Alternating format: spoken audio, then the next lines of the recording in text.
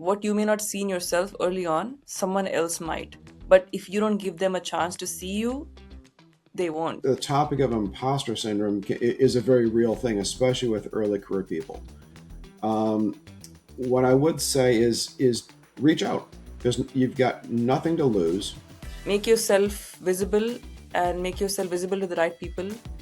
You still need a certain amount of perception and brand building. As your career progresses, your perception and brand building becomes more and more important. Many people don't fail because of lack of talent. They fail because nobody is talking about them when they're not in the room. Hi everyone, this is Priyanka Mahankali, your host and friend, and welcome to the Early Career Podcast. Well, today's episode is deeply personal and it actually reflects my own career journey from back in 2017 when I finished my master's in computer science and joined AWS. And you know, some people come into your life and truly change it forever. And so I wanted to introduce you to one of those people who came into my life in my career when back in 2017 when I joined AWS and truly changed the trajectory of my career. And so please join me in welcoming my dear friend, mentor, and colleague in that order. Derek, welcome to the podcast. Thank you, Priyanka. Thank you for having me. How are you doing? How's your day been? Well, it's just getting started, It is right? just getting started. We're on a roll. Yeah, thank you so much for your time. Thank you for being here, and thank you for contributing to um, everyone watching this episode. And thank you for taking the time to give back. I know you have a busy schedule. You're doing a lot of things at work and in your life. And congratulations on the wedding, by the Thank way. you. Thank you. It's coming up. Yeah, yeah. So tell me about yourself. So, from a professional perspective, I am part of a public sector security team within AWS. And in my role, I'm the leader for a security strategy called Zero Trust. And so we work with federal customers to pretty dramatically improve their security posture, their ability to withstand cyber attacks, and as well as detect and respond to them. More personally, I live in Bradenton. I live with my fiance Mindy. We're getting married in October. I've been here, yes. I've To which been I'm here, coming. To which I'm yeah, coming. To which absolutely. I'm coming. Yeah. You would very definitely. I think you're one of the first people I sent the invitation to. Oh, thank you. I appreciate it. I mean, I expect that, you know. How can you not? So I've been here in Bradenton now over 10 years. Let's see, bought a boat a couple years ago, so I very much enjoy being on the water. You know, that's one of the things I love about Florida is just proximity to the water and beaches. Spending a lot of time outdoors, scuba diving, and more The recently stereotype, we. the stereotype about everyone in Florida owns a boat is true. It is very true. Yes, Go ahead. owns a boat or has a friend who owns a boat. There you go. So It's, I'm that friend. you are that friend. Yes, Yeah. yes. Um, so yeah, so that's me in a nutshell. Right. Awesome. You know, I was really excited about this one, and that's why it took some time for us to get to this point to do an episode together because I feel like, you know, you were one of those people, Derek, who, and I tell you this all the time, hopefully all the time, and hopefully you know how much I value you. But when I started back in 2017, I was this 25-year-old kid. I didn't know what the hell I was doing in life and work. And and to top that, I joined the team that you were on Hmm. as a senior solution when you were a senior solutions architect, right? And that was a team where you're working on US federal customers, right? So it was not only a team that was highly demanding, it was also a team that was highly regulated, and it was literally the federal government, right? So Hmm. I think all in all, it was super intimidating for me. I think I was the only woman when I joined that team. I believe you were, And yeah. yeah, I mean, I feel like even over the 9 years of my career at AWS, I've mostly been the only women. So it's safe to assume that I was, or there would just be maybe one other woman. Like, but that's it. Like 90% would be would be, well, not women. So yeah, I remember being very lost, like a lost puppy, and you took me under your wing, and just I remember sitting with you in conference rooms, in at bars in the evening, and discussing about work, and you going on and on and on about governance and compliance, and Priyanka, this is what you should. Actually, you never told me that this is what you should do, and I think we were just kind of chatting, and we just kept chatting and chatting and chatting for hours and hours, for weeks and months, and became years, right? And I think for us, our relationship as peers naturally transformed into a mentorship, right? Hmm. And I was lucky because well, I was just an annoying person who asked a lot of questions to you, and and you were gracious enough, kind enough to answer those questions and tolerate me for as long as you did. But I think I accidentally stumbled upon someone like you, who then actually shaped my entire career. Because well, at that time when we started as peers, then you became my mentor, and then eventually I moved on to other teams, and so then you kind of became my peer again, also kind of being a mentor. And then, well, now we're best friends, and I'm attending your wedding in October, right? Yes. So um, you know, I wanted to help people understand what it takes. What does it take behind the scenes to actually foster this kind of a relationship? Because it's not something that happens in a day, right? And if you want something to happen in a day or in a week, this is not for those kind of people, right? And even 9 years now into AWS, I still find myself remembering the lessons learned from our time together back in 2017, 2018, and I still apply it. Like, for example, the risk management initiative that I'm working on now Hmm. for customers is actually based on my foundational knowledge of compliance and governance that you taught me many, many years back. So you see, like, the impact is real. I'm not just complimenting you just to make you feel good that you really changed my life. And so, I want people to have what I had. And so tell me a little bit more about, and I mean, this probably sounds like I'm fishing for a compliment. Maybe I am. But, but what did you see in me? Was there something that you saw in me that you felt like, oh, I want to devote, I'm okay, spending so much of my time, sharing her, helping her, whatever that is? Or was it just that you were a naturally, um, generous person with your time, and you just would, so what was it like? Was there something going on in your head when you were choosing to spend hours and hours sharing knowledge with me? Yes, as we got to know each other a bit, one of the things that struck me was a that you had a depth of emotional resilience, that you were able to adapt. You could accept feedback and not take it in a bad way, but then you would ask a lot of questions, a lot, but then you would incorporate those, which we would talk through things. Why are we approaching, how to set up, this particular service with this customer in this way? And then you incorporated that. And that's one of the things that, when you start working on mentoring somebody, um, what makes somebody coach or mentorable, what makes for a good mentoree, I guess you could say. One of Mentee. those, a mentee, is that they bring problems to the table. You work through them. You impart a certain amount of experience and wisdom, but then that gets acted on.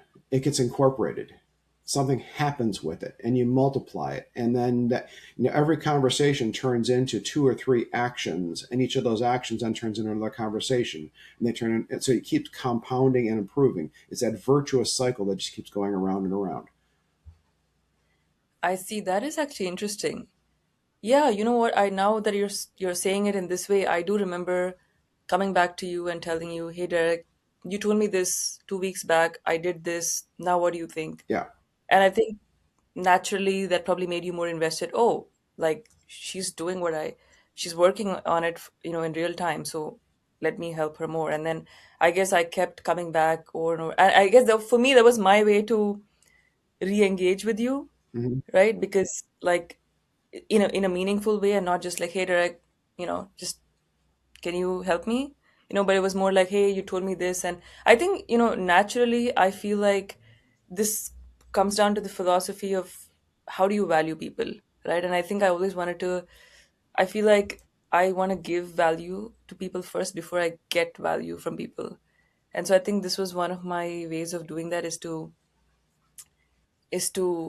make is to get take your feedback, and if I agreed with it, then I worked on it and I wanted to share it back with you to make you feel like, you know what you said really mattered to me, and I actually worked on it. It's not just that we're having a chat and it's, what you're saying is something I'm actually implementing in my life. So okay, that's interesting. And I guess I really like the compounding part you talked about. Can you elaborate a little bit more on that? What should compounding look like, and how should people, do it in their everyday work and life? So it is it's like a bit of a flywheel effect. And with an AWS we call it a virtuous cycle, right? And with each of those interactions, more things come off of that then compound the wheel. That whether it's a conversation, an action, it's going and learning something new, or it is, hey, I think you should go talk to this person. So it's compounding not just your understanding of a topic or your knowledge. It's also expanding and compounding your brand, if you will. You Yeah. are you're positioning yourself better and better to work with customers, but also to work within the organization. How do things get done here? What's the process? Who do I go talk to? What's the there's your formal network and there's your informal network, and it's that informal network that will help you enormously with new projects, new ideas, being sounding boards, being resources. And so you mean in the informal network is the people that you work with inside the company, and then the formal network is the outside external one. Is that right? I would say, I mean, you got your formal organizational structure, your manager, your coworkers, but then you've got folks that you're going to be working with from across different teams. They may be part of the same larger organization, but they may not be directly part of your team. It's all those extended relationships, and it's even folks outside of outside of AWS in this case. They may be part of the partner community. They're system integrators. They are software vendors or software developers. So there's a lot of things, and a lot of those connections help compound both your brand, but also your ability to get things done, and also your ability to learn about new things. As you make those connections and learn about what somebody's doing, or what their product does, or what kind of problems they're having, their customers having, that also helps you grow. That's interesting. People, whenever I talk to people and tell them, hey, you know what, you should network with people, stay active, maybe on LinkedIn, reach out to people, engage, comment on things, and then that's how you'll passively grow your network. And then I know it sounds cliche, but I truly, genuinely believe that now, after all these years of doing that, I believe that your network is your net worth. I know it sounds super cheesy, Mhm. but I feel like it really is this compounding effect that creates that net worth, right, over the long term. Because now, not only enough people know you, people even higher up, you know, within the company and outside the company know you to the point where you've built that passive trust over the years, right, with them, that now, let's say a job opportunity shows up, who are they thinking of? They're like, oh, maybe Derek might be a good fit for this, because, and so you kind of want to be in their passive active memory at different points of time, right? But when I explain this to people, I think it's hard for people to understand, comprehend, because I think people, they reach out to someone when they're looking for a job. And when you're looking for a job, then nobody's like, oh, I'm going to sit and spend the next 1 year, 2 years, networking with people. So, is this something people should start early? What's your advice to people who look at networking as like even a transaction? Oh, I'm talking to this person, they're supposed to give me something. Oh, I didn't get something. Oh, so the networking failed. Yeah, I think looking in terms of a transaction is very short-sighted. It is, I mean, that's something that's very tactical. I need to know about your product. Tell me something about it, and then I'm done.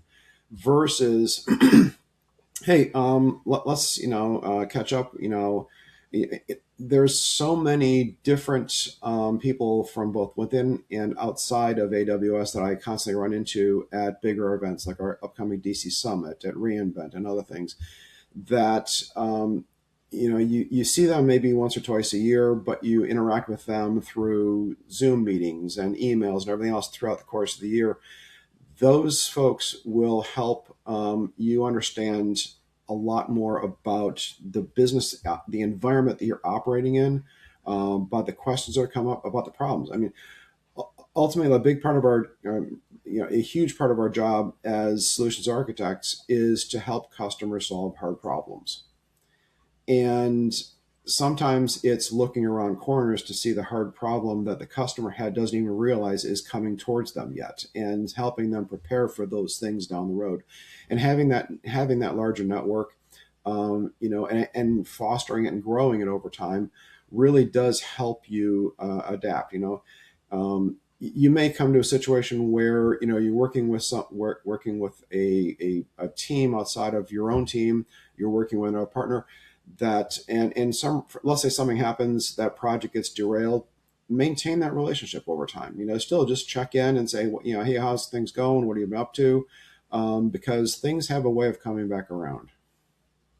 Absolutely. I couldn't agree more. And I want to double click on the check-in. I think people think, oh, only when I have something I need from them or when I want to finally be visible, then I'm going to share my accomplishments.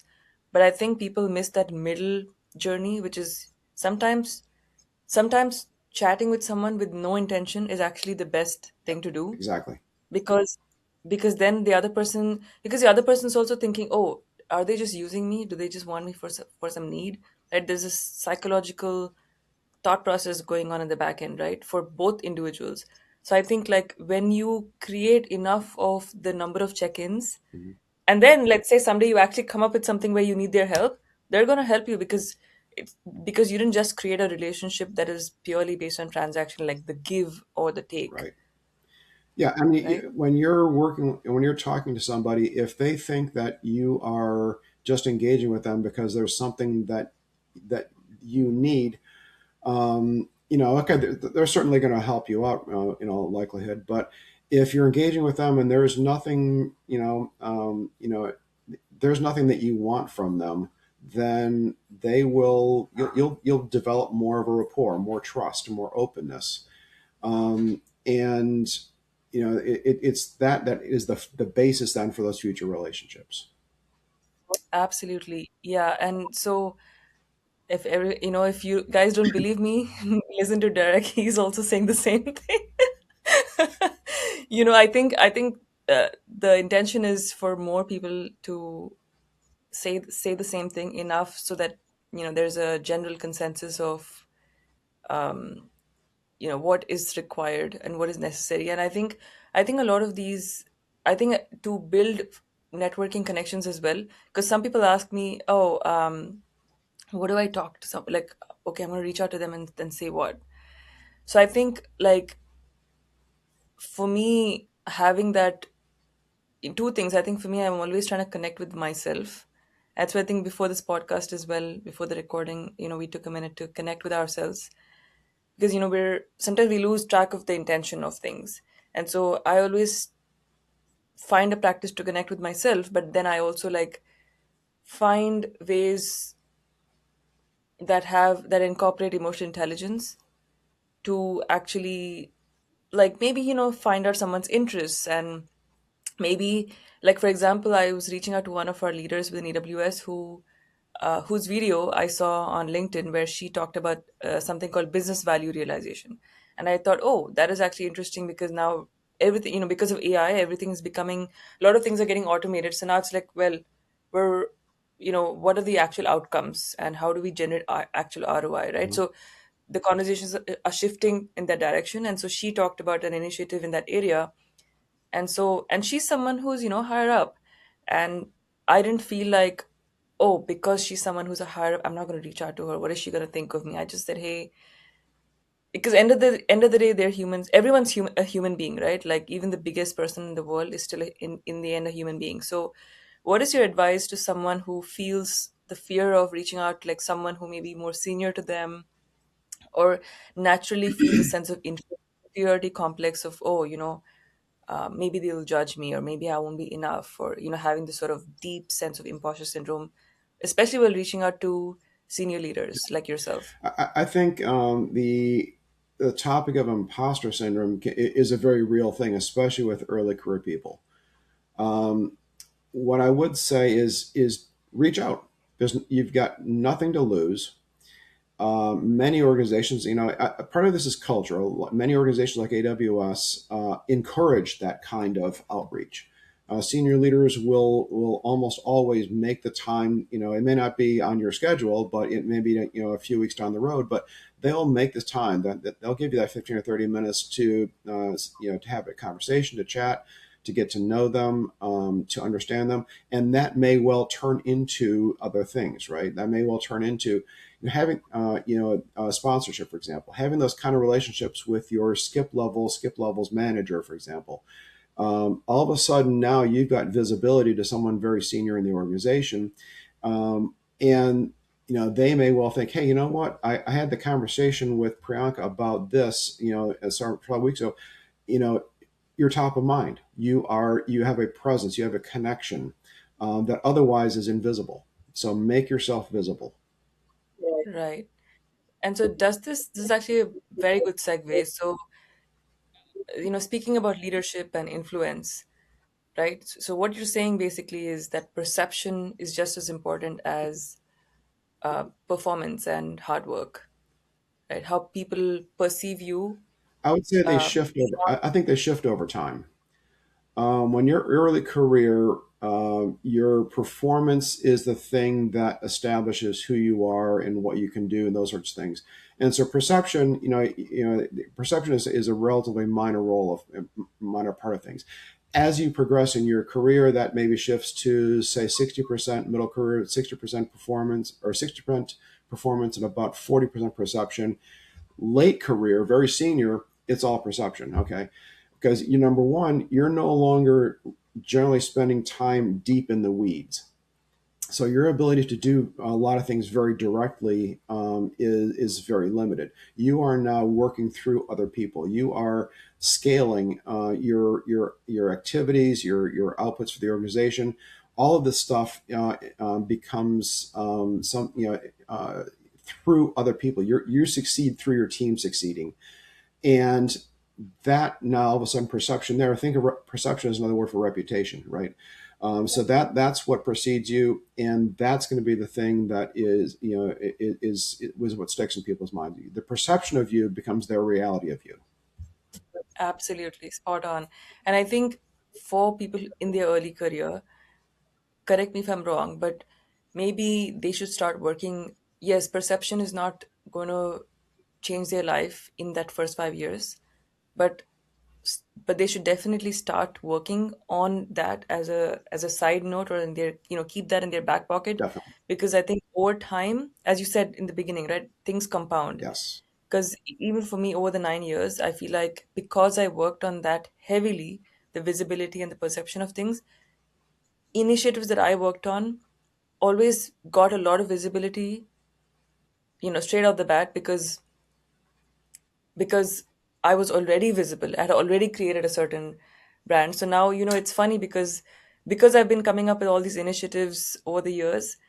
Now when I come up with a new one, they're like, "Oh, Priyanka and her initiatives. Yeah, gotcha. Okay, okay. What's the next one?" Mhm. Now I have like this brand of coming up with in new initiatives all the time.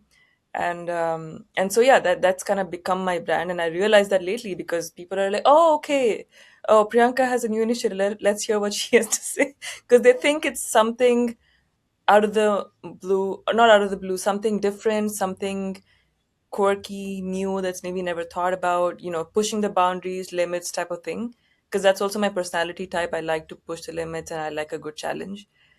But tell me a little bit more about, how, because there's hard work, right? And then there's people who think, oh, if I work, hard, then I'm going to get promoted. Or if I work, for 10 hours or 12 hours a day, then I'm going to get promoted. And then they, work and work and work, and they think it's good, that's going to compound. But then someone else goes and takes away their promotion. And they're like, wait, what the hell? I worked hard, so hard. I did all these things, and I worked for 12 hours a day. I, screwed up my family life. I compromised everything, Yeah. and then they don't get promoted. So what? I'm sure you have a lot more experience into why this actually happens, or Oh, I've factors done contributing to it. it. It is very easy, especially for technical people, to get buried in the weeds, to be focused on delivering the perfect paper, piece of code, presentation, whatever it is, right? And doing that and thinking in your head, I'm going to deliver the most amazing thing, and it doesn't give you the visibility that you need. Whereas, and I'm not saying don't be I won't say perfectionist, but don't strive for excellence. You strive for excellence, but don't let that bury you, in effect. If you're so buried in doing your work, you don't have visibility. If you don't have visibility, you are not going to get that promotion. You are not going to get that recognition.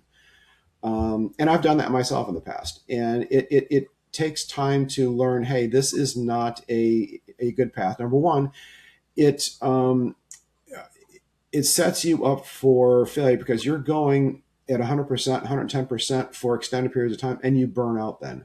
So you need to do things. There are times when you have to do that, but do it also in cycles, so that there's you've got a sprint. You go do certain things that may be much more intense for a little while, and that kind of bleeds in this concept too of work life balance, right? There are times when a lot of your work, a lot of your life becomes work. Period. But you've also got to be able to pull back a little bit. You've got to also set some absolutes. I'm going to make sure I take my, the Frenchies out for a walk, twice a week, 3 times a week. They That's your get time in the yard. You've got those things that you're setting up. I am going to make sure that, my fiance and I go out for dinner, at least once a week, and we do something together. At least once, twice a week, things like that. Or I make sure that we go and you make certain commitments. If you've got kids, you're gonna make 3 of their softball games this week. You've got those absolutes that you will not compromise on. Other things can shift. You might miss dinner. You might do other things fall to the wayside. But you've got to be focused on this idea that number one, things ebb and flow.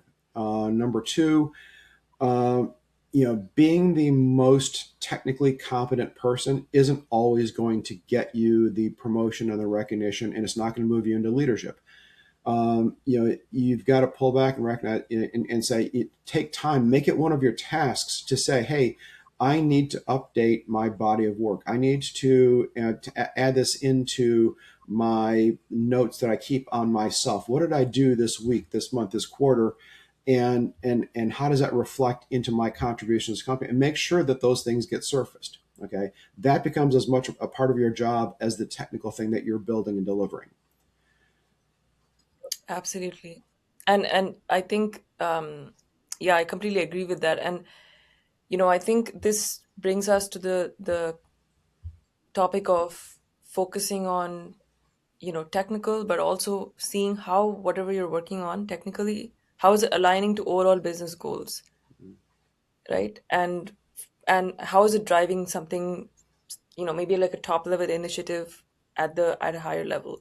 Because otherwise you're just like working on in isolation in on something that's, yeah, maybe like, you're able to go from acquiring two customers to like five. Okay, great, but like what's next, right? What's beyond that? So, and I know that a lot of especially people in their early career, they're and rightly so, they're focused on, because they've just come out of grad school maybe, or they're still an undergrad, or and so their mindset is, oh, I've done all these courses, so now I want these courses to like to be useful in my career when I join work.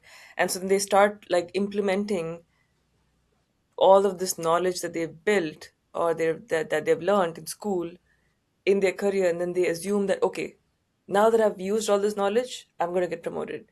And then that's not how it works, right? Because when they're asked, oh, so tell me what is the result of what you're doing, what is the outcome, expected outcome, Mhm. and then they will answer the expected outcome, but that will also be technical. And then I would be like, no, no, no, not the outcome of this task, the outcome of this overall thing that you're doing. Yeah. And that's a very hard question for a lot of people, not just in early career. Like literally, I've seen that across the spectrum. Even people, I'm sure. I mean, tell me what you think. Within your um, people around you, people in your age range. Like I feel like everyone can fall into this sort of pit hole of just being too focused on this one task, which you, as you said, like that's technical, and then they don't focus on why they're doing it and what problem does it solve and what outcome it is driving from a business perspective. Is that right? It is. Yeah. I think when you start working on something, again, something very technical, or it could be a marketing campaign, it could be an outreach to customers. Why are you doing it, and what's the impact it's going to have on the business? And how does this align with your manager's goals, your manager's goals, and up the organization? How does this align with the top level of your organization's goals? How are you contributing to those things? And then keeping track, documenting those things, making sure that they are surfaced and recognized. That's effectively how you're getting that promotion. It's not necessarily doing those for 12 hours, 12, 14-hour days on end. That's not what gets you to that next level. But how do they know what is the top level goal? You know, how would they know that? Leaders tend to How be is remarkably open about what their goals are. And let's assume that they're not, and maybe you don't know. So what should someone do to find out what the top level goals are so that they can familiarize themselves I'm with going to it? say climb the ladder. If your manager doesn't know, talk to a skip level, to their Yeah. skip level. Yep. And Yep. Exactly. if it's a situation, hopefully the organization is emotionally mature enough to recognize that, hey, if somebody at a certain level has to go two or three levels up to figure out what their goals are, we have a larger problem. Um, Right. so goals, those kind of goals shouldn't be opaque. But basically, you're saying just keep Keep asking. Like asking. if you don't know something, ask. Yes. And if they don't know something, keep going. Like don't stop asking that Yeah. question, right? Don't accept stay in your lane. Yeah. Do not Yeah. accept Actually, that. that's yeah. And that's actually was going to be one of my questions later on, but you answered it already. Okay, so this was really great so far. We talked about mentorship, we talked about, promotions, we talked about, you know, early career, how should they invest their time in the first few years. Let's switch gears a little bit and talk about you, and the successful, amazing person that you've become. What do you think, or what are a few things that you felt made you who you are today? And it could be something that maybe you learned from life and you brought to work, or that you learned from work and you brought to life, whatever that is. But can you give us a little bit of an insight into what made you Derek Doerr? I think having some, everyone I think is born with certain innate characteristics, right? I've always been focused on organizing things, whatever those things happens to be, and working in a cloud environment. Not, as you very well know, worked very much on how do we organize governance processes? help customers do things big in a cloud environment, with hundreds and possibly thousands of different things going on in their environment, right? Um, so I bring that to the table. Certainly a very deep technical bend, but also along the way, learning a certain amount of humility. Having some, going into situations with a certain amount of hubris and ego, and learning that you've utterly failed, or nope, that didn't work. My first marriage, had kids, and learning to become a stepdad was a challenge. Clearly, struggled in a few places there. Later on, in career moves, again, learning to develop more emotional maturity, really helped me deal with tense and stressful situations better. Finding a really good mentor, my equivalent to you is my friend Jeff. So, So even a mentor has a mentor. absolutely, Like yes, therapist, every therapist has to have a therapist. very much so, yes. So, having that mentor that you've established that long term relationship with, and over time, it's not uncommon to become friends with them. Um, uh, you know, Having some personal and professional failures along the way is actually good for growth, both Mm. personally and professionally. So, guys, if you fail, that's a success in It disguise. can be. No, it's true. No, it's true though, because I think what you learn from failure, because when you fail, you're at that rock bottom. You have no ego, you have nothing, and like the only way to go is up. That's how I look at it when you're at rock bottom, because it's like, okay, now I just gotta go up, right? Yep. And I think that when you fail, it gives you this time or this moment in your life to actually introspect about what am I doing wrong, what am I doing so wrong that I'm failing over and over again, right? You start to like look back at your patterns, maybe Mhm. the way you've been approaching things. And so I actually, when I fail at something, I'm like, wow, thanks, that's, yeah, I actually look for failure, I seek, because when I succeed, I mean, also this is a little bit of a self-critical component of me, is when I succeed, I struggle to take the win, to accept the win. Um so then I've been trying to like accept every small win as a win. But at the same time, I also do look for failures, and I actually believe that. But I think, when you're in your early career and when you've never had a failure, your first failure hits you really hard. You're like, oh my god, the whole world's coming crashing down on me, Mhm. right? And so I guess, if for those of you who are watching this episode, if you're failing, just keep going, as Derek said, right? Just keep going, and there'll be ebbs and flows, and then eventually at some point you'll get out of the failure. You won't realize you're out of the failure, but you will be. And then you look back thinking, oh wow, I learned this from that. Is that Yeah, right? I think the real big thing there is to have the emotional maturity to look at a something a fail. It could be something big or small. What went wrong? Um, what can I learn from it? And then move on. Don't let that failure cripple you. Don't let it completely block all other progress.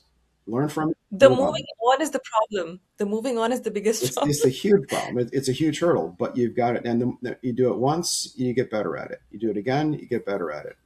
I mean, okay, I actually do need some advice from you on that, because I have a hard time generally, because I'm a perfectionist, like I lie, and you used to always tell me, oh no, it's fine, just do it, and I would be like, no, no, no, I need this to be right, I need to. So I feel like I would be on time, like if the meeting was at 9 o'clock, I would be there at like 8:15, and I'm like, why the hell am I there so early? So it's like I need to be an overachiever in some shape or form, and so the perfection has been an enemy to just my enemy to that inhibits me from moving on, to because I fester and I think, oh, I could have done this, why did I not do this, why did I not think of this? So what advice would you give me to to help with the moving on? Yeah, give yourself a little bit of a break, recognizing that your 80% is still far exceeding expectations from virtually everyone except yourself. So you're saying we're our worst critique. Absolutely. Okay, yeah, so grace, basically you're saying give yourself some grace. Okay. Mhm. That's new. I'm Yes. still learning the art of being graceful to myself. But I think I've gotten better over time. Also, you know what? I think when you have health problems, they force you to to look within and be like, wait, is what are stresses that I'm creating in my own life that are causing health problems, right? I think for me that was a big thing. Like when I started having some health issues, I started thinking in really introspecting about this concept of perfection, how I'm so self-critical all the time, and I thought those were good things to have all the time. But I think there's a difference between being self-critical and overly self-critical. Hmm. Did you see that? Like, is that something that you noticed in me when I was, well, younger? You were, yeah, you were very, you tend to be very self-critical. You wanted to be absolutely perfect. And Yeah. there's also cases there were times though when we didn't have time for perfection. It was Yeah. okay. What do we need to do now that is technically correct, but that achieves the objective and is good enough? Don't let perfection be the enemy of good enough.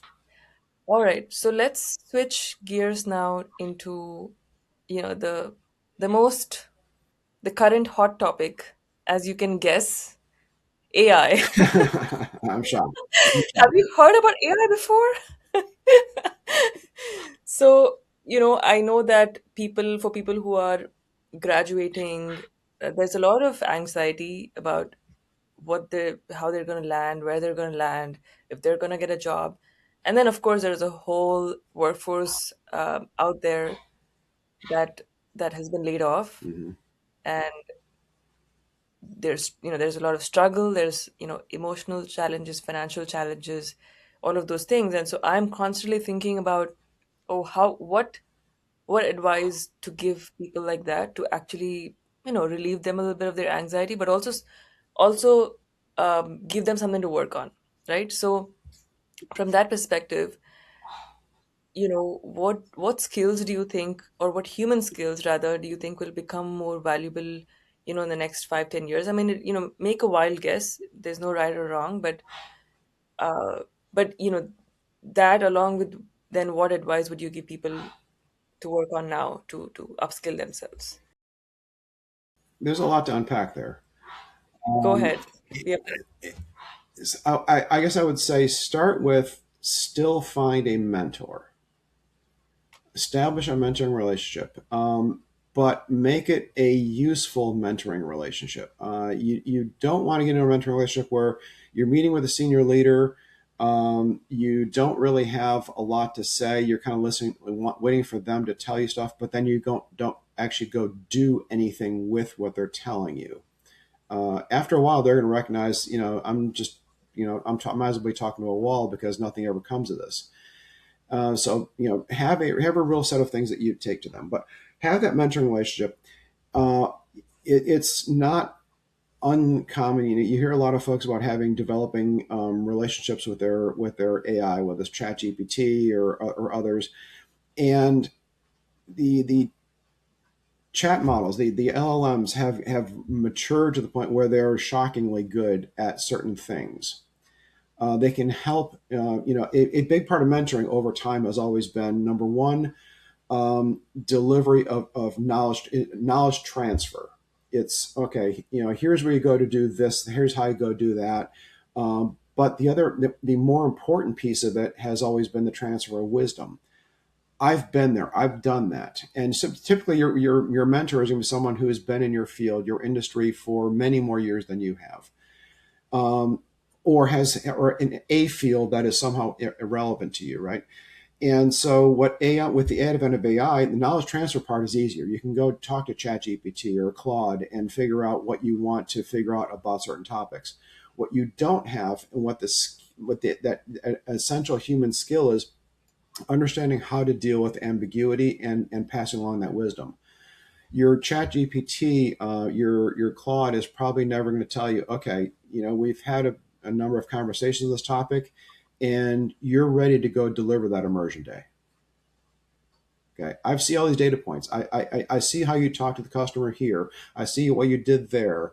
I like how you wrote this up. And here's why those things all connect and make sense, right? An AI model isn't going to be able to tell you that. It isn't going to be able to observe the human in the real world and understand what's going on. The human mentor can still do that, and that's the essential human skill, is being able to connect those dots, to have that connection, uh, and probably among the most important skills is going to be dealing with ambiguity. Okay, the AI models don't deal well with ambiguity. They can't deal with two things being true about the same thing, and maybe those two things are contradictory. They So are you saying that because they make both of them sound right, even though they're they're going not? to have a bias towards one or the other, either because of their inherent training or because of the interaction that you've had with that LLM on a certain topic. They're it's not an Right. infallible godlike technology. It is just it's a man-made technology that can do a lot of things for you, but it can't replace certain human things. Right. And I really resonate with the connect the dots piece because, as you said very well, that the AI is not observing you in the real world, right? You're the one coming up even with the dots to connect. Like sometimes I'll ask, ChatGPT saying, "Hey, I observed A, point B, and point C. Do you think there could be a connection between these three things?" So like I ask for some suggestions, Mhm. but the points are still coming from me Right. of look at the grass, sand, and the beach. Do you think we could make something with these three things together? But those three ingredients still came from us, Yes. right? Yep. I think for me that's really helped, and I think it's the same thing in the business world, right? Like I think our jobs are going to fundamentally change. Even our jobs as Mm. the solution architect role, right? I think it's going to change fundamentally, where it's going to become more directional, where you're going to be focused on very specific, business outcomes for the customer. A lot of the technical heavy lifting and complexity is going to be taken care of with, using AI. And so where humans are going to be impactful is in setting the direction and making sure that direction is actually pursued by AI, and with a certain outcome, expected outcome in mind, right? I think that we're seeing the same trend with I was speaking to a couple of my developer friends, and I asked them, oh, so can AI really do your job, right? And they said, yeah, like to some extent even we are using AI where we help it to generate some pieces of code, but apparently sometimes even the code that it generates, it's sometimes it can be so wrong. It does the right, it does what you asked it to do, but in a very wrong way. It takes a very very inappropriate, like business inappropriate way to get there, and that may be beyond the risk tolerance of your company in some shape or form, right? Maybe it's not compliant with certain things and things like that, right? And so yeah, I completely agree with your point about people, like the fact that people need to focus on how what dots they can connect and how to use AI in their work. Do you think that, I mean, of course, I'm assuming that the answer is no, but there's been this fear that that AI will come and replace all of our jobs, and or AI will take over things, and then people are afraid of that thought. And so how do we navigate that thought in our head, or how have you navigated that thought in your head when, like, probably 2 years back when AI started becoming so big, and there was a real hype around it, right? Yeah. My suggestion would be that, number one, learn about the AI. What can it really do well? What doesn't it do well? Take those, take the courses, whether it's through AWS, through Anthropic or other AI providers. Take the courses to really understand how AI works and how to really make it a useful tool in your environment. Number one. Number two, though, recognize that it can be very wrong. So you still need that subject matter expertise. You still need to look at the code or the configuration it produced and say, hey, wait a minute, is this actually technically correct? And part of learning to use the tool is use it against itself. Have it do the adversarial review of whatever it just produced. Mm. Okay, even then, it can Okay. still be wrong. Yeah, even that can be wrong. So that's where still having the deep technical human skill is important, whether it's programming or medicine or law, what have you. You still need that that mastery of the topic. AI, in the last 18, 24 months has evolved dramatically and gotten shockingly better every single month. The rate of improvement has been incredible. It is still very fallible. Absolutely. That's spot on, And I think this had to be said by someone like you because, you're in the field, you're, coming in with that industry experience, the things that you're working on, for example, and I promised you that we'll talk about zero trust in, because I know you love that topic. Mhm. So, so but, and even in that context, which we'll talk a little bit about, you still need to have that domain knowledge and expertise and the curiosity. Like, I think, especially if you're in your 20s and 30s, even having that curiosity is enough, because I mean, actually, yesterday someone asked me, there was a flight landing and we were driving in the opposite direction, so it looked really cool. Mhm. And then I was just like, oh yeah, I was explaining some phenomena of the aircraft as it was landing, and they were like, oh, how do you know that? And I was like, I don't know, I just like read it somewhere, like it's some random bit of information that I read from somewhere. But then sometimes people assume that I know a lot of things, and I tell them, hey, I actually don't know a lot of things. It's just I knew about this one thing. But you see, right, like the perception is that when you are curious, when you are curious enough as a person, then your curiosity drives you to start finding pieces of information that then you can leverage, and then that actually becomes your industry expertise, right, Yes, if you will. And your knowledge domain. Yep. uh, knowledge domain, exactly. So tell us a little bit more about your introduction where you talked about being the expert in zero trust architectures. So if I was someone who doesn't know anything about it, what would be your sort of like summary of what that is?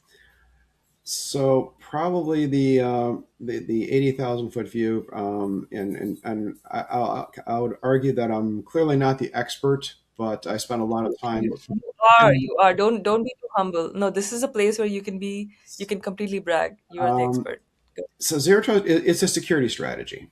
It is not something you can go buy. It is something that it's a way of looking at how to implement cybersecurity in systems that basically says, the analogy here is that simply being, passing from outside of a building, going through a security checkpoint, and then being inside doesn't mean that you're necessarily trusted. Okay. Same thing with computer systems. If you pass through, you open your VPN on your laptop and you VPN into the corporate environment, now you can go do whatever you want to do. Simply being, simply getting up to that point used to be the bar, right? If you're allowed in there, you've got a password and ID, you've got a certificate on your laptop that says your VPN should be able to connect. You're great. You're supposed to be here. You're allowed to be here. Zero trust says we're not really going to trust the fact that just because you got here, that you're allowed to be here, that you're allowed to do what you're trying to do. Simply, it used to be, the old days, networks were wide open internally.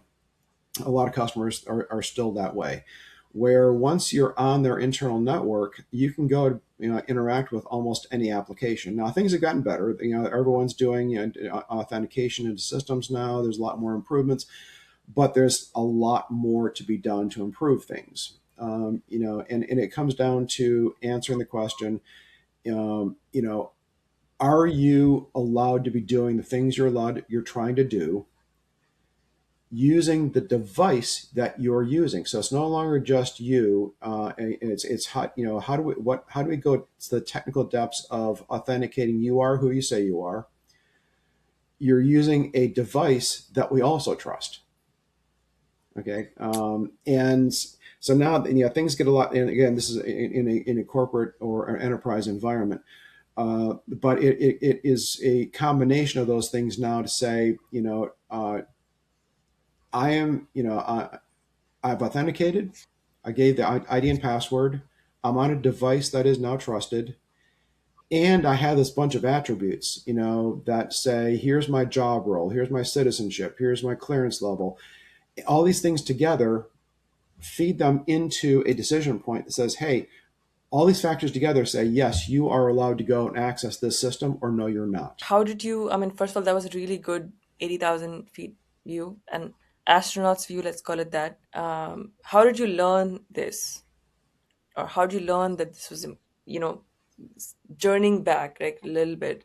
It's been an evolution. The concept of zero trust has been around for probably about a decade now and growing in acceptance and importance.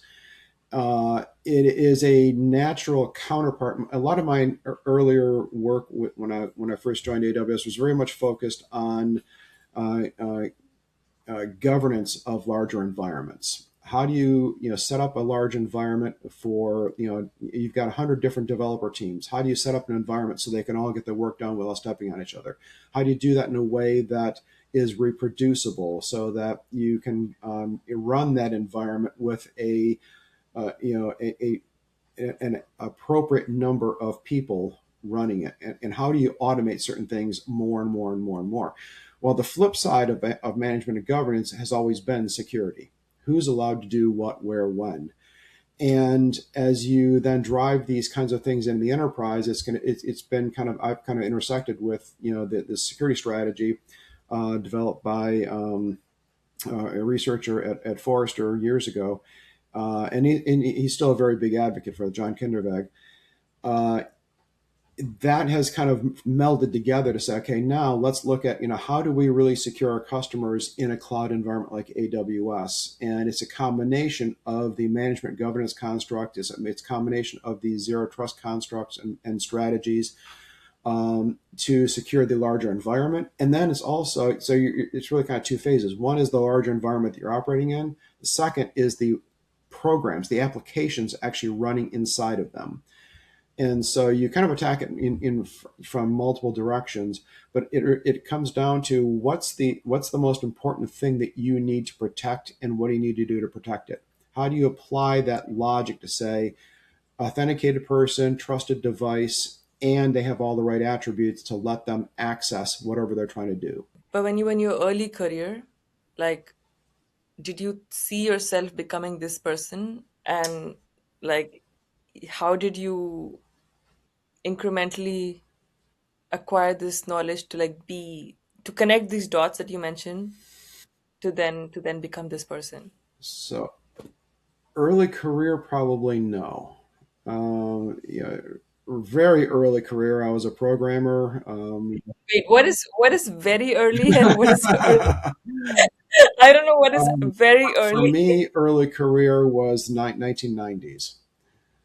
Okay. So, back then I was a developer, went to work for Coopers and Lybrand, spent, a lot of time working with different customers, doing a lot of very heads down, designing databases and object models and writing code and those sorts of things. And that eventually transitioned into what does a larger system architecture really need to look like? And that got refined as I went through through graduate school. Um, really learned a lot more about systems architecture and applying that. So gaining that technical knowledge, and then along the way, fostering that relationship with my mentor Jeff, and really honing that into a career that eventually kind of led to, we're in AWS and we've got all these things, how do I, as an organization, as an enterprise, I've got 14,000 employees. And Derek, tell me what I need to do to migrate from my on-premise data centers into AWS. And that takes a lot of organization, it takes a lot of thought process and planning, but it also means that you've got to have a place for those people to show up at, and a structure around that. It's a lot like throwing a big party at a big event. You've got to arrange for catering and parking, and somebody's got to be running the show, and all these sorts of things, right? There's got to be there's got to be entertainment and food and so forth. So it's a lot like that, except it's all focused on moving people into the cloud, Security. and then the counterpart has always been security. You cannot separate the two. So that just deepened in more recent years into much more of a focus around the security side. Got it. Makes actually I didn't know about this, so this was a interesting even for me to know how your journey started. Because when I met you, you were already, a big deal. So Hardly, but thank you. you say that, but I like, and I like that you're humble. But yeah, I hope you know that you're a big deal to a lot of people and to me. With that, before we kind of conclude and go into our rapid fire round, I have two concluding questions. One is there anything you want to sum up to in terms of advice that you want to share with everyone watching? And yeah, okay, let's go with that one first. So Any advice? start with, especially early career people, start building your network. Go to those conferences. There are lots of organizations that put on free local events all the time. So you don't have to go to Vegas. You don't have to leave your city. And in a lot of cases, a lot of these things happen all the time. Even if they're just virtual, attend them. Start asking questions. Reach out to, somebody did a presentation on a topic that you have questions about. Reach out to that person. They will respond to you. That begins to grow your network. Along the way, look for that mentoring relationship.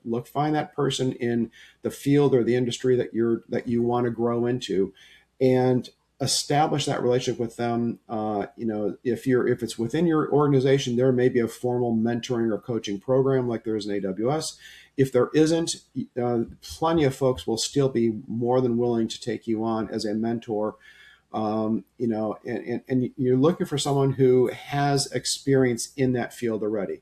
Being mentored by someone who is only 1 or 2 years ahead of you may not be the most useful thing in the world. They might be able to use some coaching points, but they're not going to be a great long-term mentor. And the mentoring relationship too is going to be long-term. It might be years, even decades. So the other thing is understand that your career and your activity around it is going to progress in cycles. There's going to be those times when it is going to be really intense, and there's going to be times when things are going to ebb and flow.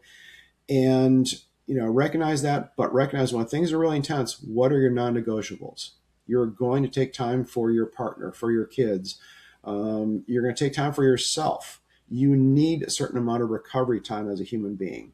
And so even if you're going to have to put in those several weeks at crazy hours, you need recovery time. I think I don't know. I feel like I should tell this all the time. I should tell you this all the time. That, oh, Derek, when you're going on that vacation, don't use your phone. Don't open your laptop. And you'd be like, yeah, but I got to do this one email. Yeah, but I got to do this one thing. And I'm surprised how much your advice now is centered around rest and recovery. And I'm like, this is not the Derek I knew, but this is the Derek I love. I've gotten much better at that kind of thing. Let me tell you. What? Yeah, was there a pivotal point that made you feel like, oh, you know what, now I just have to focus on this, rest and recovery? Uh, I think just experience over time. Got it. Yeah. Okay, well, with that, I also, because you know me, I love recognizing people. I love making people feel valued, important. I think that's very important. And the thing is, I mean, not to make someone who you don't think is important to make them feel important. Not that, but sometimes we think that people have shaped our lives in such deep ways, in such meaningful ways, but we never take the time to actually tell them, and we assume that they just know it. Oh yeah, they would. Of course, they know it, right? But no, knowing something and actually hearing something are two very, very different things. So in the spirit of being vocal and communicative, and in the spirit of sharing, we're both going to share with each other one or whatever thing that we like about each other, or that we admire about each other, and that we value about each other. So I can go first if you want me to. Go ahead. Go Yeah. ahead. I'm going to need a minute. Okay. Oh, are you saying that there's a lot or there's There's a not lot. enough? Okay, so Derek, I want to publicly say, thank you so much for your mentorship throughout the years and your friendship throughout the years, because, I think mentorship is not just about talking about something related to work. It could also be something that happened at work. And, the fact that I need a vent session, or maybe I just need to, like, have a drink with you, just to kind of feel, just kind of cool off, right? Or just chat about something else, or just share, hey, I had a really bad day at work. So, I feel like if you weren't there, I would have had a much more difficult time in my um, 20s. And so thank you so much for making me feel, first of all, for not judging me at all. I never felt judged around you. And I think that's the biggest fear that people in their 20s and 30s especially have, is the fear of being judged. And so I never felt judged around you, and I always felt this sense of comfort, and I always felt like I was important too. And so there was this very, like, sort of equal dynamic between us. There was no, like, power dynamic where, because you were senior to me, you didn't make me feel like only you know better. You always listen to my opinions. You always asked me, oh, what do you think? And if I disagreed, like, it wasn't like an explosive thing. It was like, oh, okay, oh, wow, okay, tell me more about why you disagree, right? So it was a very friendly, but effective way to create a real, foster real communication, which includes a lot of things like disagreement and misalignments and gaps in communication, all those things. And we've I think we've handled it very gracefully, because of who you are as a person, and because of how, I think, because of how generous you are with your patience, your effort, your time, and just with the way you conduct yourself. So I just want to say thank you so much for that, and for making the kind of impact you made in my life. You're most entirely welcome. So the interesting thing about mentoring is that I think both parties get a lot out of the relationship. I have gotten I'm incredibly gratified that my mentoring of you, that you found that to be useful in your life and your career. I am even more grateful for what I have gained in becoming your friend and learning from you. Learning to learning to challenge my own assumptions, learning to challenge to think about why I'm thinking about something in a certain way. Why do I think that? And working through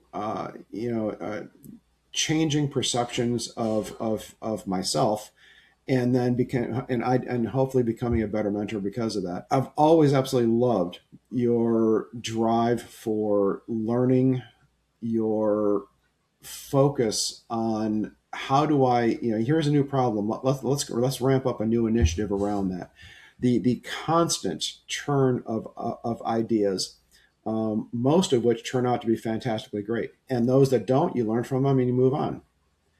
That's focus on constant innovation and iteration and learning and growth is just I've always found to be incredibly impressive. Thank you so much, Derek. I feel like, hearing this from you makes brings me back to my 25-year-old self when I first met you, because it fulfills the child in me, if you want to call it. Because, at that time I always wanted to make you feel like, that your time is valued, and that I wanted you to be proud of me, right? So it seems like I have made you proud in Very some shape or. definitely. Very definitely. Thank you. So that makes me feel very, very special, and thank you so much. So with that, hopefully this was a, quick, um, sort of bit to make everybody or to show everybody how to recognize each other.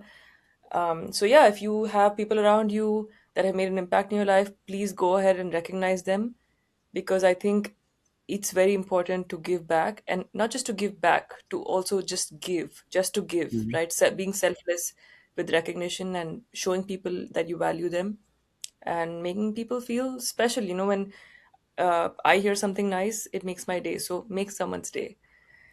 And with that, Derek, are you ready for the rapid fire Do round? it. Fire it up. The controversial edition. Okay. All right, so let's go. Hard work or relationships? Relationships. Ooh, okay. Mhm. Talent or discipline? Discipline. Okay, as expected. Confidence or competence? Confidence. Promotion or pay raise? Pay raise. Gotcha. Okay, technical skills or communication skills? Communication. Interesting. Specialist or generalist? Ooh, tough one. I'm gonna go with specialist. Okay, I thought so.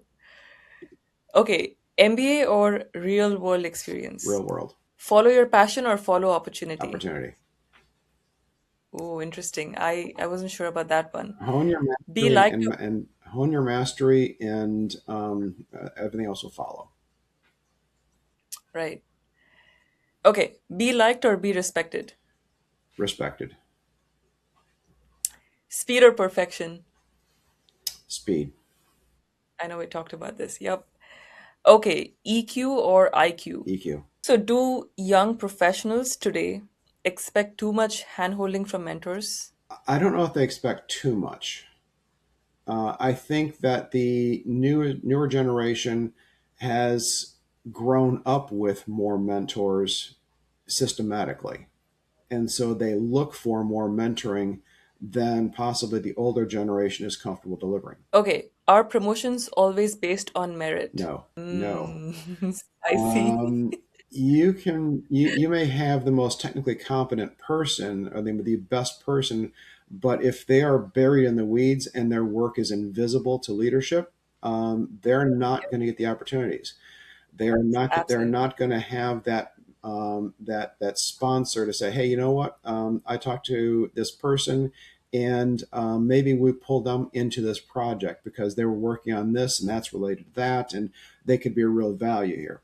They may not be the most technically competent person, but they are competent enough, and they are known. Okay, what's the harsh reality of being a junior in a room full of seniors? They may well not they may have very low expectations of what you can actually contribute. The reality is that you're going to have to work a bit harder and be a little bit more right in order to overcome that. Prove You can yourself, prove right? yourself. Okay, can being too humble hurt your growth? Yes, because then Mm. you, There you, you go. you may well become invisible in certain respects.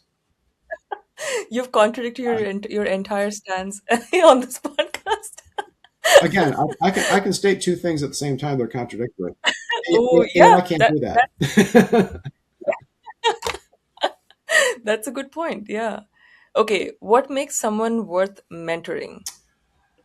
Probably the single biggest thing is their willingness to learn from the relationship and do things with it. Actually say, you know what, we had this conversation, 2 months ago, and because of that, here's three things that came out of it, and one of them didn't work, and let's talk about that. The other, here's what's going on with the other two, and then iterate. And then again, it's that ability to learn, implement, and compound. Nice. Learn, implement, compound. I love that. Okay, I think you answered this before, but let's go. Is visibility more important than skill? Yes, but only marginally so. You have to be skilled, but again, skilled enough, and Right. you still need that visibility. Without it, Gotcha. your career trajectory may well stall. But if you had to pick one, just one. Visibility. Okay, what's more dangerous in tech? The lack of knowledge or overconfidence? Oof, lack of knowledge. Interesting. Okay. How do you know when a mentee becomes a peer? When you personally feel that your engagement with them is starting to become much more of a friendship and chat session versus an actual mentoring session. Right. And maybe when both are deriving When sort of the same yeah, when value. you can recognize when someone has really grown personally and professionally. Okay. What do people misunderstand about mentorship? I think they conflate three different roles: mentoring, coaching, and sponsoring. So, mentoring is much more of a senior level relationship. There's a lot of knowledge and wisdom transfer. It's over a long period of time. Coaching is going to be much more tactical, much more focused on a skill, how to go do something. Sponsoring is a senior leader that happens to recognize that this is the senior leader that talks about you when you're not in the room. And you said mentoring is someone who, Mentoring is going to be the longer term relationship that is really about wisdom and knowledge transfer. mm, interesting. Okay, next question. Is the let your work speak for yourself advice still valid? I told you I was coming up with that question lately, or later on. It is not. Your work effort in your very early career does most of your speaking for you, but you still need a certain amount of perception and brand building as your career progresses. Your perception and brand building becomes more and more important. Okay, what's a career truth people don't want to hear? Get a mentor. Mm. Okay. Good one. Because there's two people who misunderstand the role of mentoring. It is not just about collecting 10 different people that you go talk to. It's, do you actually do things with the what they're telling you? Yeah. And is that then fed back into that relationship? Yep. Yep. Fostering that Yeah. relationship and compounding that relationship. Yes. Yeah. What's the most overrated leadership trait? Charisma. Mm, interesting. Yeah. Char- I'm kind of starting to realize that. Charismatic people, they build they foster a community around them, but over time that group tends to be much more sycophantic, much more single thought process around aligning with whatever the thoughts are of that charismatic leader. And over time, it is not sustainable for an organization. Absolutely. I mean, so you can't just have charisma, is what you're saying. You cannot just Yeah. have, if that's all you've got, you can get quite a ways. Okay. What's one thing ambitious people should stop doing immediately? Oh, stop trying to be perfect. Recognize that, again, you need a certain level of mastery of your whatever your work domain happens to be, but you don't necessarily need to strive for ultimate perfection all the time. That will keep you buried in weeds far too long to be effective. Mm, I see. Okay. What's one thing average performers blame that isn't actually the problem? They may well blame the system, the work environment that they're in. They may blame their boss. You know, if they typically aren't going to have a real solid level of, they may not have a real solid level of self-reflection. What's my role and what's not going right? Spot on. Love it. Okay. Is imposter syndrome overdiagnosed? No, I don't think it is.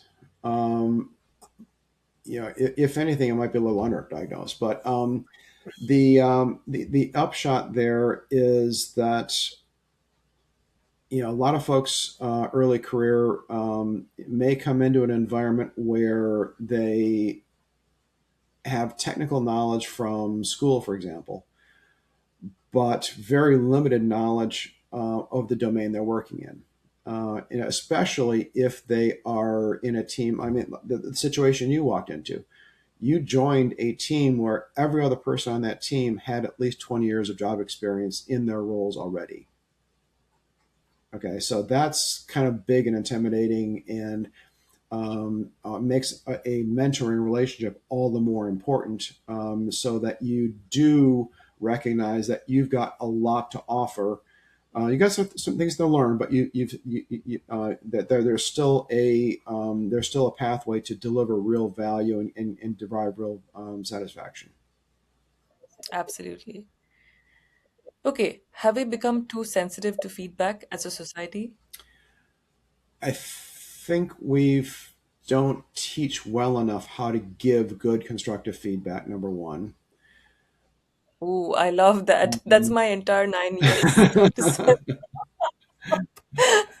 and in some respects, maybe yes. You know, it's okay to be told that something didn't go right, and let's talk about what didn't go right, but turn that into a teaching opportunity. Um, and it's that ability to flip it from this didn't go right. Let's talk about what happened. What do did you notice how that person reacted when you said this? Did you notice, oops, I noticed that when you delivered this topic, um, you know, uh, you know, you're mostly correct, but this one other thing, just keep that in mind. So number one, it's learn to accept the feedback. Number two, though, it is, I think, even more important to understand how to give the feedback. And many managers, or folks in a supervisory role, whether that's formal or informal, don't know how to don't know how to deliver that without being harsh. And delivering harsh feedback is not useful. It's not. It And it doesn't makes, grow. yeah, it makes the other person feel judged, Yes. right? And defensive. Yes. Yeah. Awesome. What's a popular workplace trend that you think is far from reality? Replacing everybody's job with AI. I don't see that happening. Interesting. There will be some displacement, and it is, like I said earlier, it's a fantastic technology, but it is just a technology. Okay, is networking just work politics in disguise? No, no, no, no. So networking is really, yes and no. Let me go back to this. So being political in a work environment, in my mind, is about manipulating other people to get what you want. Yeah. Understanding the politics of your workplace is about understanding how things get done. Okay, it's in many respects the norms of how things get done. And so you need to understand those norms. In the case of AWS, okay, you've got a great idea. You talk to a few people, you write up a one pager, maybe that becomes a six pager. We have culturally, we have a formal review process. We have, everyone can, almost anyone can really trigger. And you sit down with your peers, with a few other folks, and some senior people to review whatever that thing is, that initiative, that idea. And many of these then work their way into real things in the organization, right? So you understanding those cultural norms, understanding how the politics work in the organization is not necessarily a bad thing. Right. So you're basically saying no, it's not work politics in disguise. Sure. Okay, should everyone want to become a leader? Should you want to become a leader? No. I mean, some people are very, very happy being individual contributors. Now, you need to exercise, if you want to grow in your role as an individual contributor and you just want to keep, stay in a certain set of lanes, that's perfectly fine. There's no requirement for you to become a leader of bigger things, or move into managerial roles, for example. Uh, Recognize, though, that even to advance in your career, to get that promotion, to get that pay raise, you still can't just be a deeply technical, isolated person. Your work performance alone will not advance you after you're done with your early career years. Beyond a certain point, Yes. basically, right? What's one reason people don't get promoted that nobody talks about? Lack of visibility. Intentional visibility. Intentional visibility. Yes. So wait What's with this great rapport because I say like 10 dozen words and you boil it down to two.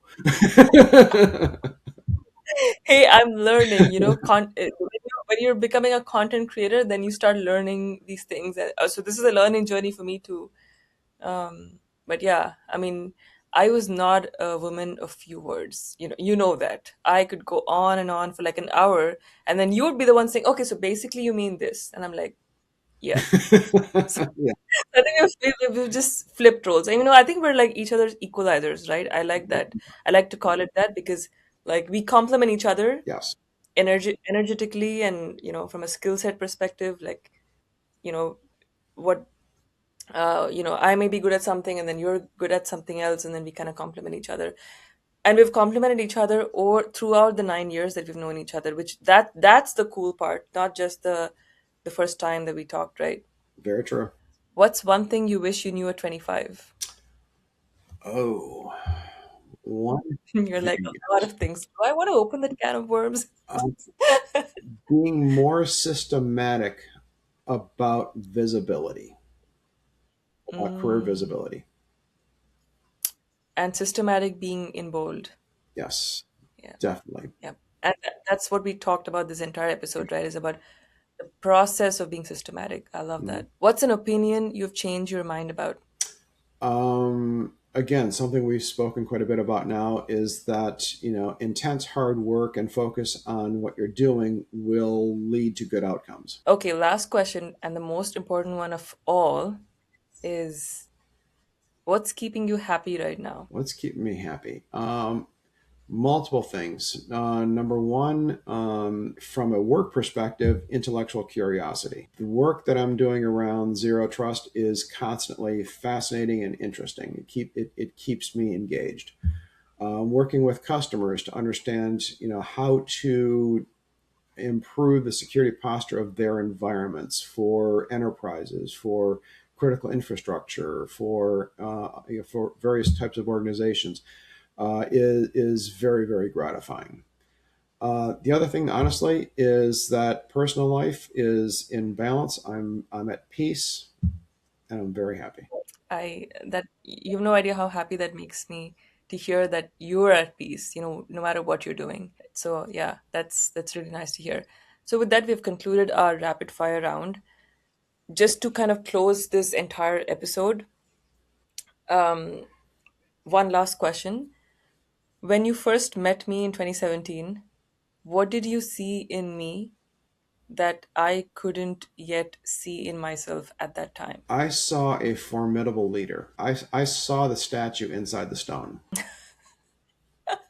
Oh my God, that's too flattering. I wasn't expecting that, but You were clearly very technically competent and capable coming straight out of school. You had just landed in this team as part of I think you were the first or second class through the early career program. first, Yeah, yeah. So, first, yeah. so you were the first one through the door in this brand new program,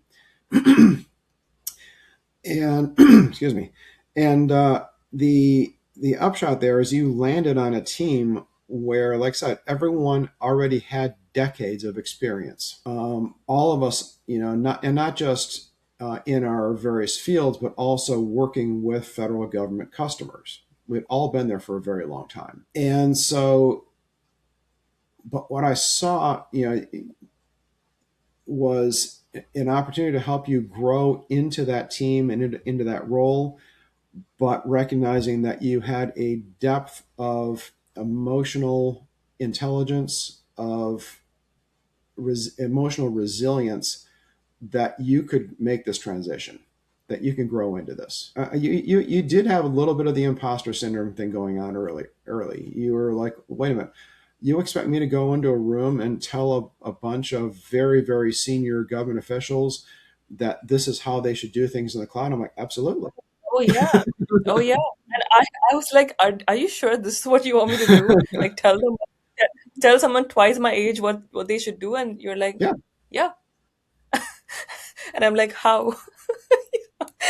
I still remember, and I still remember this point where I think one of our first customer meetings that we did together, I think I was like silent the entire time because most of the time, like you were asking them like deep questions about their environment, and I didn't know what questions to ask. And then I think like a couple of meetings went by, and then you came. I think you mentioned to me that, hey Priyanka, maybe you can talk in the meeting and just kind of ask some questions as well. And I was like, but I don't know what questions to ask because you guys already know all the stuff. And then you said, you know what, just ask anything. It doesn't have to be the right question. It just has to be a question. Mhm. Just ask, oh, why are you doing this? Mhm. Right. Yep. And I think that was the starting point of me going flipping from an introverted Priyanka to a fully extroverted Priyanka, because I was an introvert like through and through through middle school, high school. I was always this person sitting like the side bench, one of the middle benches, and like I never talked to people a lot. I was very shy. And then from the minute I started asking questions, I never stopped. And now my friends were like, "Oh my God, Priyanka, can you stop asking so many questions? Like, why is this like that? Why is that like this?" I'm like, I don't know. Now I've just become that person. I just ask questions. But And yeah, I and go it's that ahead. drive for knowledge, that drive to learn, is what made you very effective in being a mentee and learning. That Right. willingness to learn and grow. Well, thank you. I appreciate you recognizing that in me and feeling that I was worth your time, because, not everyone sees you that way. So I really appreciate you taking all this time to care for me and give me that kind of, or position me for success, right? And so to everyone watching, hopefully this is a good exposure therapy, if you will, into how to foster those relationships, those bonds of mentorship, and also the fact that what you may not see in yourself early on, someone else might. But if you don't give them a chance to see you, they won't. So, you know, put yourself in places, as Derek mentioned, go to networking events, participate in team calls, come up with ideas, even if it's the craziest idea ever. Or there's no stupid idea, by the way, right? There's no stupid idea. All ideas start off being stupid and then they become the greatest ideas ever, right? So make yourself visible, and make yourself visible to the right people. And hopefully you've watched this episode and gotten inspired to find your own mentor. And if you have a mentor, I'd encourage you to find more mentors in different areas, fields of expertise. So yeah, with that, keep that going. And Derek, thank you so much for joining us on this episode. Have a wonderful rest of your week, and hopefully we'll see you again on another future episode of the Early Career I would Podcast. absolutely love that, and thank you for having me.